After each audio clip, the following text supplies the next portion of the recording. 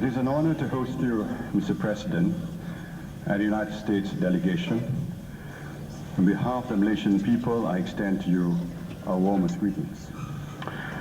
Normally I would say Selamat Datang, which means welcome in our language.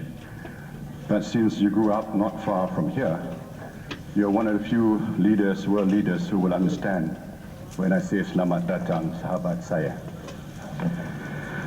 48 years ago, a US president first stepped onto Malaysian soil. Back then, TV was black and white. The Monkees were topping the US charts with The Last Train to Clarksville. It's a good song. And The Sound of Music movie was winning Academy Awards. Today, Mr. President, you see not rubber trees, as Lyndon B. Johnson did, but soaring skyscrapers. They are testament to the transformation that is taking place here in Malaysia. And on this journey, we are thankful for the United States' hand of friendship.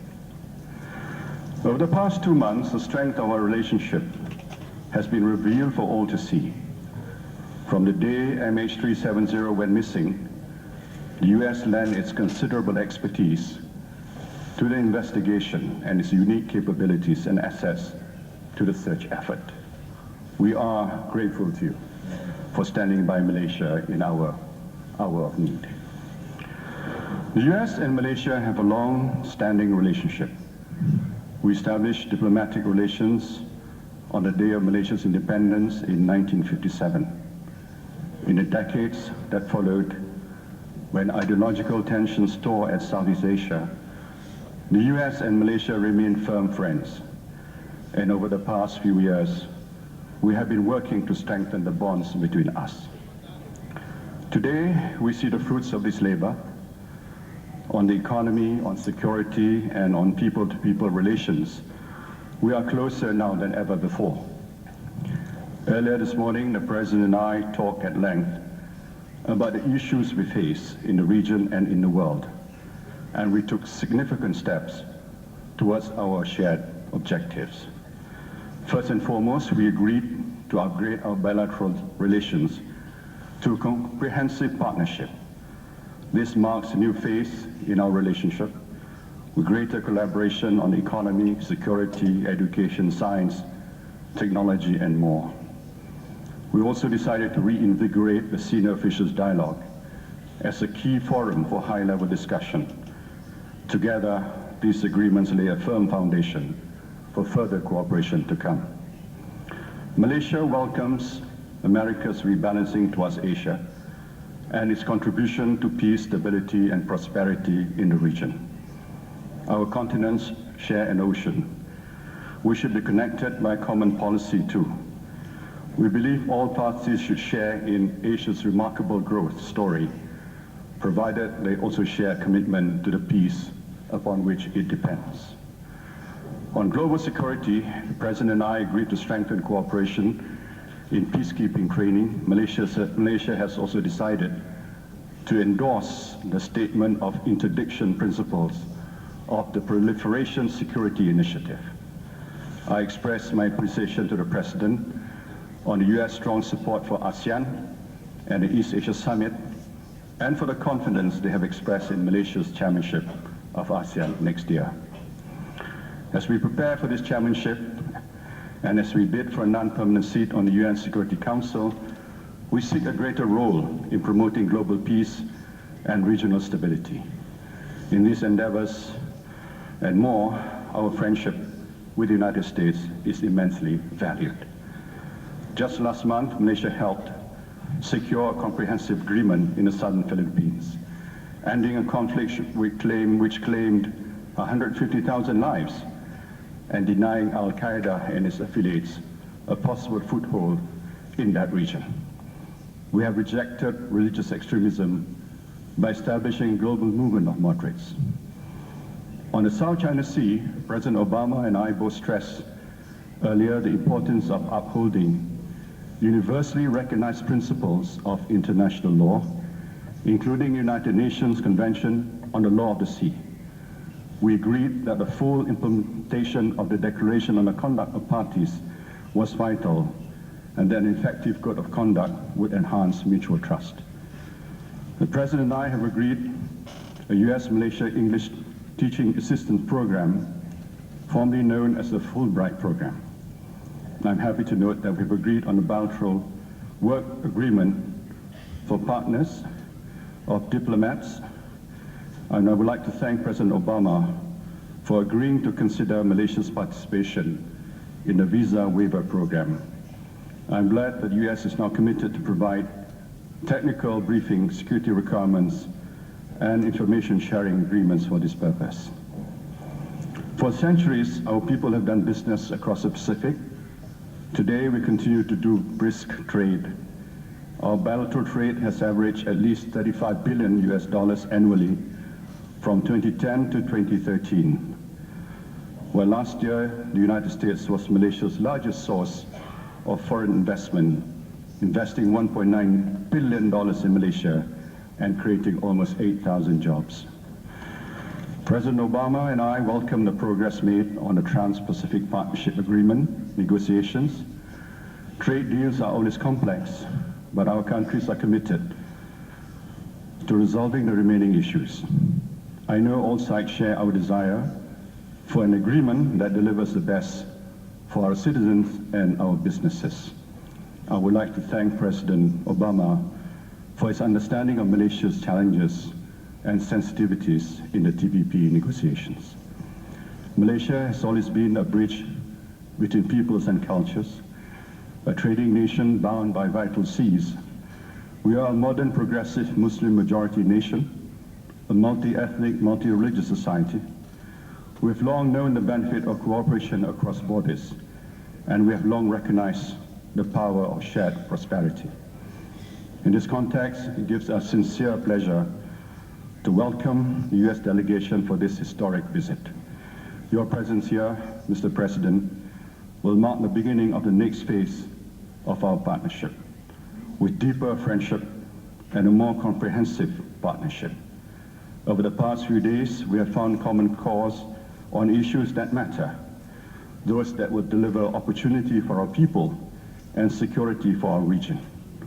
And we have set the stage for a new phase of our relationship, one based on greater cooperation, needed to equal the challenges of our time. Thank you. Selamat tengah hari. Thank you, Prime Minister Najib, for your warm welcome. I am very pleased to be the first U.S. president to visit Malaysia in almost 50 years, and it is wonderful to be staying in Kuala Lumpur, one of Asia's most dynamic cities. I want to thank Their Majesties, the King and the Queen, for their incredible hospitality at last night's state dinner and the wonderful display of Malaysian culture in all its beauty and diversity. And I want to thank the people of Malaysia for such a warm welcome.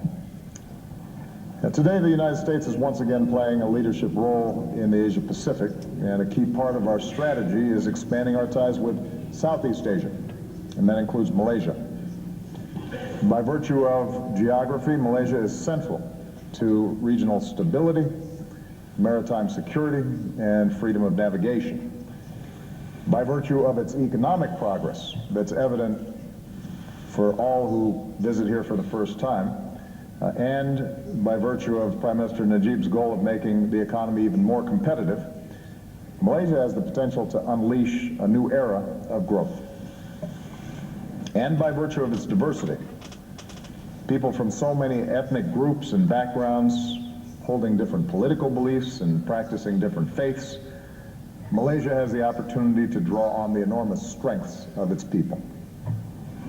In the United States, embracing that diversity and upholding the rights and dignity of all our citizens has always made us stronger, and I believe it can make Malaysia even stronger as well.